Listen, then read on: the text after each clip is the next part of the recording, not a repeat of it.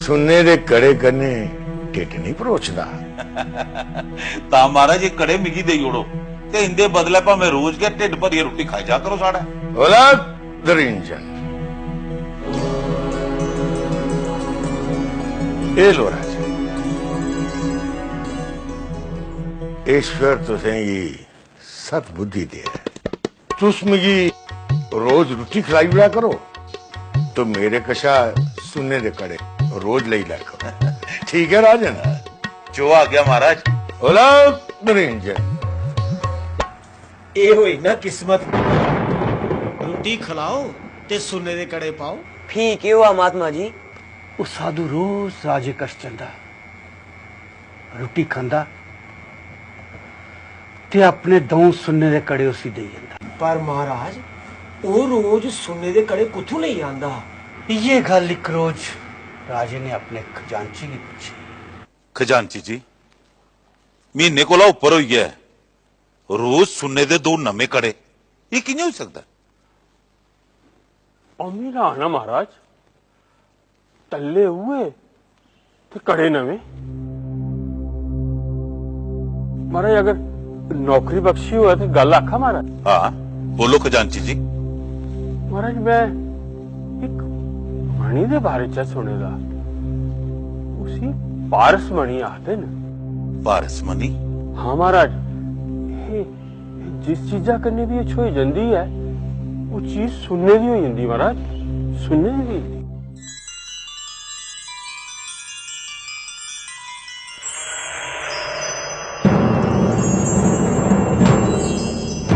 पारस money?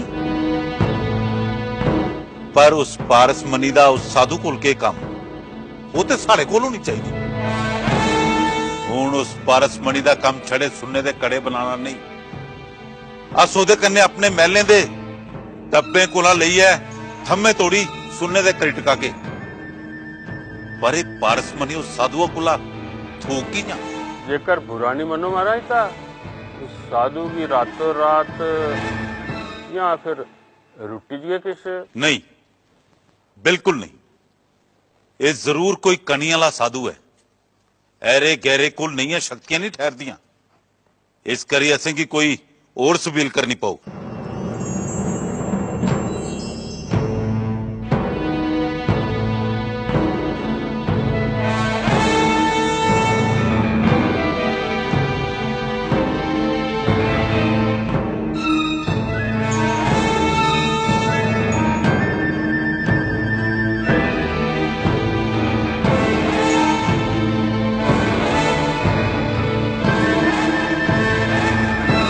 के गल आज तुस बड़े परेशान लगा कर दियो कि सुनने दे कड़े नहीं धोए?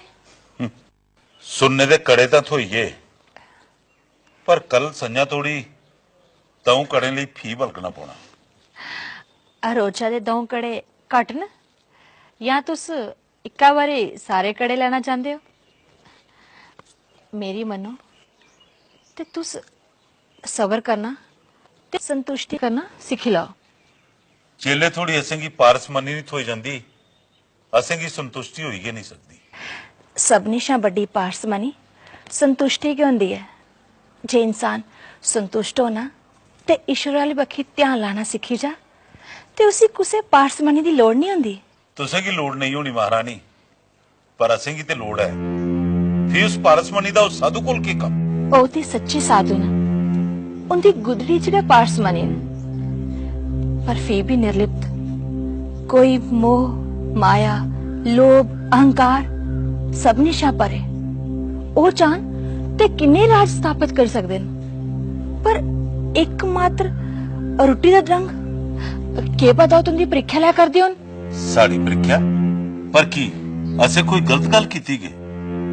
उन्हें ते आपू का आख्या जे मिगी रोटी देई ओड़ो मेरे कड़े ले लाओ, असें कोई खुशियां ते नहीं लेते। पर बलगदे ते रोंदे हो ना, लालच का कोई अंत नहीं। छोड़ो पर कल उन्हें फी आना है। ए लो राजन। की शर्मिंदा करने वाली गल्लां करा करदे हो महाराज? असें कोई कड़े वास्ते तुंदी सेवा थोड़ी कीती है, असें ते बस तुंदा आशीर्वाद गै चाहिदा।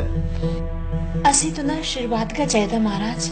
मैं समझा करना महारानी जी, मैं तुंदे मने दी गल ते महाराज दे मने दी गल चंगी चाली समझा करना। मुझे पता है तुस महाराज की सच्चे रास्ते पर ढोना चाहती हो। तुंदी मनोकामना पूर्ण हो महारानी जी। पर मेरी मनोकामना महाराज? महाराज तो साफ साफ दसो तुसें की चाहिदा की है? महाराज मिगी पता लग गया है जे तुंदे कोल एक ऐसी पारस मणि है जेड़ी कुसै भी चीजे छोई जाता वो सुन्ना बनी जाती है। मिगी बस उहे चाहिदी है। ये कोई 1 2 3 4 5 7 8 बरे ले 10 12 सारी उम्रे ले। राजन अज दे बाद तुस जिस चीजा की भी हथ लग गयो वो सुनने दी होई जा। सच्चे महाराज? ये हुई ना गल, राजा ते आपू के पारसमनी बनी आ, हूं उसे कुछ मनी दी जरूरत नहीं रही। ठीक है हुआ महाराज। वे जेड़ा परमेसर ही मंजूर था। राजा बतोई गया ते सारे कोला पहले उन्हें अपने महले दे भांडे टींडे पलंग कंधा थम सब सुनने दे करी ओड़े ते फिर महले थमा बाहर निकली गया।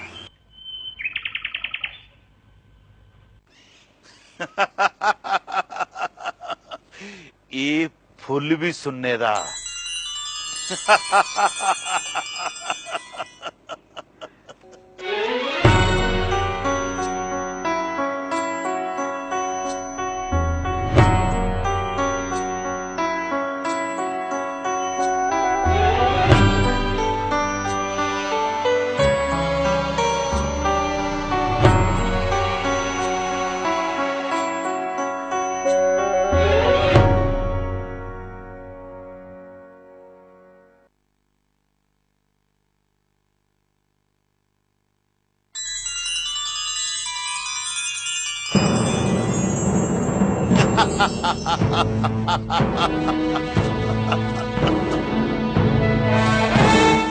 महारानी जी,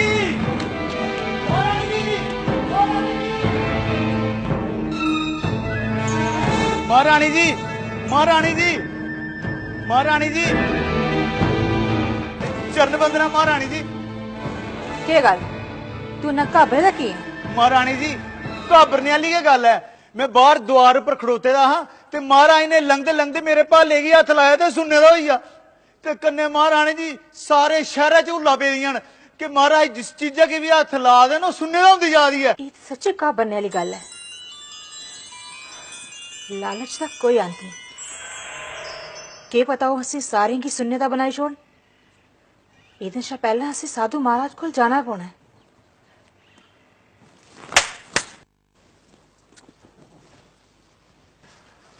जी महारानी जी।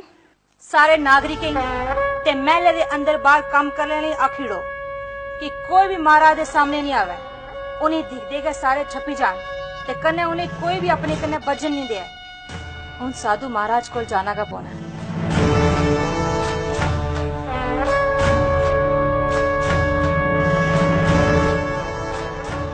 एक जिथे कोई भी नहीं अस अपने के मेले परतुआ करने या कुछ और दे।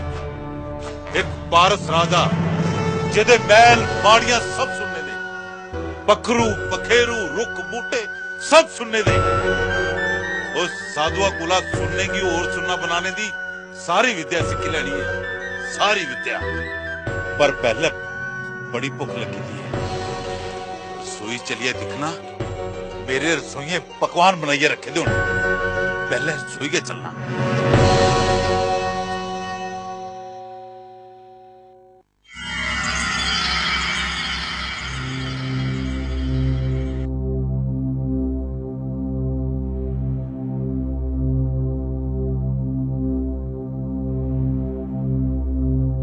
इतने भी कोई नहीं, सारे कुदर टूट गए। अंदर चलिए दिखना।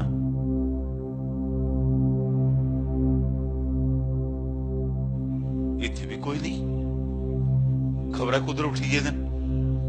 पर बड़ी भुख लगी थी है। चलो एकला के भैया खाई लेना।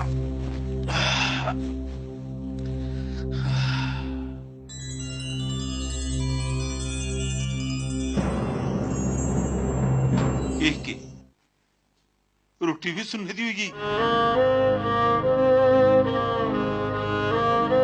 उस साधुआ कोला सुनने की और सुनना बनाने दी सारी विद्या सीखी लैनी है, सारी विद्या। लोग मिगी हमेशा चेता रखंगन जे एक राजा हा जेदे महल बाड़ियां जंगल बूटे पशु पक्षी सब सुनने रहे, चौने पासे सुनना के सुनना। पर एकमात्र रोटी का रंग के पता तुम दी परीक्षा लै कर दियो। मनुख सुनने बगैर ते जी सकता है, पर रोटी पानी बगैर नहीं। महाराज तुस ठीक ला कर दियो, मनुख रोटी ते पानी बगैर नहीं जी सकता। महारानी जी तुस महात्मा जी कन्ने प्रणाम। महात्मा जी, महात्मा जी मी बड़ी भुख लगी दी है, मेरी इस रोटी की असली रोटी बनाई दियो ते पानी की असली पानी। जाओ राजन, अज के बाद तुस जिस चीजें की भी हथ लागे हो सुनने दी नहीं, अपनी असल तस्वीर के मुताबिक हो जाए। तुसे ही बारंबार प्रणाम है महाराज, तुसे मेरी अखी खोली दित्तियां। जिन्या अन्न जल खाइया मनुखा दी अखियां खुली जंदियां। ते पारसमनी महाराज मिगी कोई पारसमनी नहीं चाहिए, मनुखा दा विश्वास ही उदी पारसमनी हुंदा है। मिगी सुनने की कोई लोड़ नहीं, कोई लोड़ नहीं। जिया ईश्वर की मर्जी। ते इस चाली परमात्मा ने राजा की सच्चा ज्ञान दिता ते उन्हें अपनी सच्ची दौलत का विस्तार करिए प्रजा की खूब सेवा की। अज घास भी धरती की सेवा करिए साह लैंदा बझाउंदा है। भाई अस पानी का मुल ते कदे चुकाई गै नहीं सकते।